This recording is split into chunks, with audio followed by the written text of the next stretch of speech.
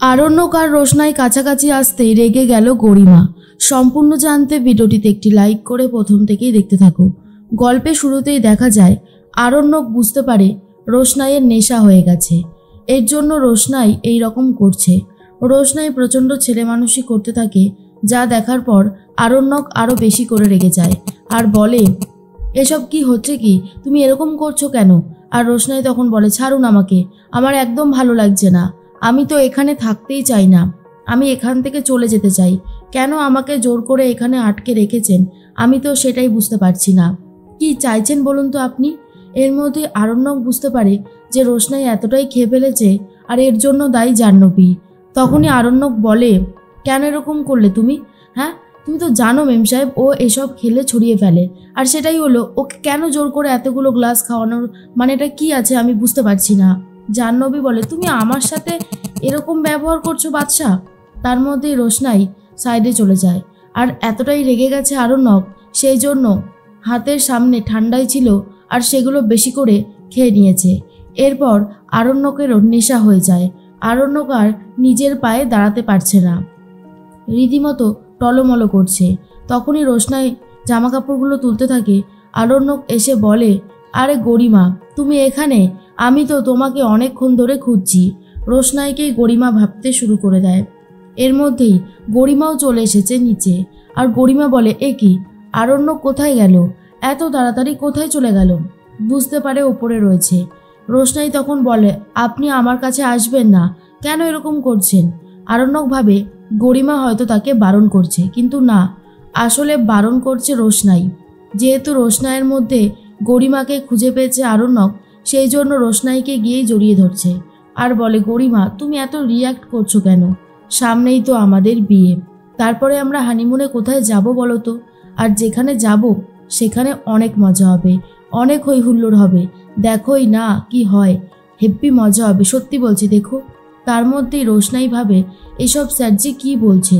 গরিমা আস্তে আস্তে নিচ থেকে ওপরে উঠে আসছে সিঁড়ি দিয়ে আর বুঝতে পারে আরণ্যক আর রোশনাই ওপরে রয়েছে। রোশনাইয়ের গলা পেয়েছিল গরিমা, সেই জন্যই আরও বেশি করে চিন্তা করতে থাকে। তার মধ্যেই আরণ্যক তখন বলে, গরিমা তুমি আমার সাথে এরকম করছো কেন? আই লাভ ইউ, আমি তোমাকে খুব ভালোবাসি। আর এটা রোশনাইয়ের দিকে তাকিয়ে যেহেতু বলেছে, গরিমা ভেবে নিয়েছে রোশনাইকেই হয়তো এই কথাটা বলেছে। গরিমা তখন চিৎকার করে ওঠে আর বলে, আরণ্যক তুমি আমাকে এইভাবে সবার সামনে ছোট করে দিতে পারলে? তোমাকে আমি জাস্ট চিনতে পারছি না, তোমাকে আমার এতটাই অবাক লাগছে। কি করে তুমি এটা করতে পারলে বলো? চুপ করে থাকবে না, আমি তোমার থেকে উত্তরটা জানতে চাই। আরণ্যক তখন বলে, তুমি এই রকম করছো কেন? আমার কথাটা একটু শোনো, তাহলে বুঝতে পারবে। আর তুমি তো ছিলে গরিমা, তুমি আবার এখানে আসলে কি করে বলো তো?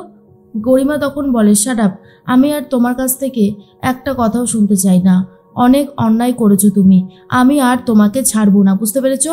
আর তোমাকে ক্ষমা করব না। এর মধ্যে আরণ্যককে নিচে নিয়ে আসা হয়। আরণ্যক তখন বলে, আমি কি করেছি? আরে বাবা, আমি তো গরিমাকেই জড়িয়ে ধরলাম। তখন গরিমা বলে, তুমি আমাকে জড়িয়ে ধরোনি, তুমি রোশনাইকে জড়িয়ে ধরেছিলে আরণ্যক, তোমার নেশা হয়ে গেছে, তাই তুমি বুঝতে পারছো না। মনে মনে আরণ্যক ভাবে, আমি রোশনাইকে জড়িয়ে ধরেছিলাম? এদিকে রোশনাই তো অজ্ঞান হয়ে গেছে। তার মধ্যেই সুরঙ্গমা বলে, ছি ছি ছি ছি, আমি ভাবতেই পারছি না বাড়ির একটা কাজের মেয়েকে আরণ্যক এইভাবে জড়িয়ে ধরেছে। আপনারা কি আর কিছু বলবেন না? মানে আপনাদের কি আর কিছু বলবার আছে? তখনই বাবলু বলে, দেখুন সুরঙ্গমা ম্যাডাম, একটা কথা ভুললে চলবে না, ও কিন্তু গরিমা ভেবেই রোশনাইকে জড়িয়ে ধরেছে, কারণ ও গরিমার কথাই বারবার করে বলছিল। তখন নীলাব্জ একই কথা বলে। সুরঙ্গমা তখন বলে, নীলাব্জ তুমি আর এসবের মধ্যে কথা বলো না, তুমি তো অলওয়েজ গরিমার বাবা হয়ে রোশনাইকে আর আরণ্যককে সাপোর্ট করে গেছো, আর এখনও সেই জিনিসটাই করছো। দেখো, এই জিনিসটা করো না, আমি কোনোভাবেই মেনে নিতে পারছি না। তখনই নীলাব্জ বলে, তুমি শুধু শুধু রেগে যাচ্ছ, রেগে যাওয়ার মতন এতটা খারাপ কাজ কি হয়েছে বলো? প্লিজ তুমি রেগে যেও না, তোমার এই রাগটা আমি দেখতে পাচ্ছি না। তখন অন্যদিকে ছোটু তখন বলে, এই বাদশা তুই তো পড়ে যাবি, আমি বাদশাকে নিয়ে গিয়ে একটু শুয়ে দিয়ে আসি। এরপর আরণ্যককে নিয়ে যাচ্ছে আর নিয়ে গিয়ে বিছানায় শুয়ে দেয়, চোখে মুখে জলের ছিটে দিতে থাকে। আর ছোটু বলে, বাদশা তুই কি বলতো, আজ কি একটা অনর্থ ঘটিয়ে দিলি?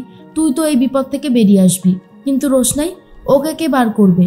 সবাই তো এবার ওকে কথা শোনাতে ব্যস্ত হয়ে যাবে। কি যে করিস না তুই। এদিকে গরিমা তোর ওপর চটে গেছে, দেখ শেষ পর্যন্ত কি হয়। গরিমা তখন বলে, আমি ভাবতে পারছি না যে আরণ্যক আমাকে এইভাবে ঠকাচ্ছে, দিনের পর দিন ঠকিয়ে চলেছে। আর কত নিজের মনকে বোঝাবো?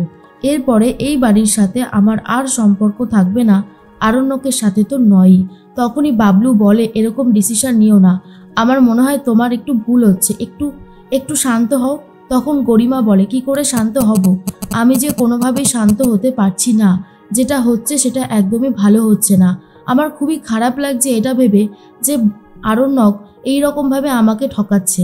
তখনই সুরঙ্গমা বলেছিলাম না যতক্ষণ রোশনাই এই বাড়ি থেকে না যাবে ততক্ষণ আমার মেয়ে আরণ্যকের সাথে সুখে শান্তিতে সংসার করা তো দূরের কথা, কোনোভাবে ওদের বিয়েটাও হয়তো হবে না। সেই জন্যই আমি তাড়াতাড়ি চাইছি রোশনাইকে এই বাড়ি থেকে বার করতে। মিষ্টু তখন বলছি বৌদি, আমি দেখে আসলাম রোশনাই না ঘরে অজ্ঞান হয়ে পড়ে রয়েছে। জাহ্নবী তখন বলে, ঘুমিয়ে রয়েছে কি অজ্ঞান হয়ে পড়ে রয়েছে সেটা তো আর তুমি জানো না? ঠিক আছে, তুমি যাও, গিয়ে ভালো করে ফ্রেশ হয়ে নাও। সুরঙ্গমাকে বলে, আন্টি আপনি বুঝতে পারছেন তো, রোশনাইয়ের কিন্তু খেলা শুরু হয়ে গেছে, ও কিন্তু পুরোপুরি অজ্ঞান হয়ে গেছে। প্লিজ আপনি এখন যাবেন না, গরিমাকে নিয়ে আপনি এখান থেকে যাবেন না আন্টি। সুরঙ্গমা বলে, আমার আর ভালো লাগছে না। বিশ্বাস করো জাহ্নবী, আমি যে নিজের হবু জামাইয়ের এই অবস্থা দেখব, এটা আমি কখনোই ভাবতে পারিনি। গরিমার ওপর থেকে কতটা ঝড়ঝাপটা যাচ্ছে ভাবো তো। জাহ্নবী তখন বলে, সবটাই বুঝতে পারছি, কিন্তু দয়া করে আপনি যাবেন না। এর মধ্যেই সুরঙ্গমা বলে, আমি রোশনাইয়ের জন্য একটা ভালো ছেলে দেখেছি, কাল পরশুর মধ্যেই সেই ছেলেটা আসবে রোশনাইকে দেখতে। যতটা তাড়াতাড়ি সম্ভব রোশনাইয়ের বিয়ের ব্যবস্থা করতে হবে, ওকে আমি আর এইভাবে ফেলে রাখবো না এই বাড়িতে। ছোটু তখন বলে, ম্যাডাম আপনি একটু তাড়াহুড়ো করে ফেলছেন না, এত তাড়াতাড়ি একটা ভালো ছেলে পাওয়া সম্ভব? সুরঙ্গমা বলে, আপনি তো কোনোদিনও আমার মেয়ের পক্ষে ছিলেন না, শুধুমাত্র আপনি রোশনাইয়ের পক্ষ নিয়েছেন, আপনার কাছ থেকে এর থেকে বেশি আর কি বেশি আশা করা যায়? তখনই তনুশ্রী বলে, ছোটু, সুরঙ্গমা যখন সেই ছেলেটা দেখেছে তখন নিশ্চয়ই ভালোই দেখেছে, তুমি আর এসবের মধ্যে ঢুকো না, আমার ছেলেটাকে একটু মুক্তি দাও। ওই রোশনাই নামক বিপদটা থেকে আমার ছেলেটা একটু মুক্তি পেতে চায়, আশা করি তোমাকে আর এই ব্যাপারে বলতে হবে না। এর মধ্যেই সুরঙ্গমা প্ল্যান করে ফেলেছে রাজেশ ভাইয়ের সাথেই রোশনাইয়ের বিয়েটা দেবে। তাই ছলে বলে কৌশলে যেভাবেই চাইছে না কেন রোশনাইকে এই বাড়ি থেকে বার করতে চাইছে। বাবলু তখন বলে, আপনি যখন সিদ্ধান্ত নিয়েছেন আমি জানি আপনি ঠিক সিদ্ধান্তই নিয়েছেন, আপনার সিদ্ধান্তের ওপর আমার ভরসা আছে। যত তাড়াতাড়ি সম্ভব রোশনাইকে এই বাড়ি থেকে বিদায় করতে হবে, আর সেটা আমিও খুব ভালো মতন চাই।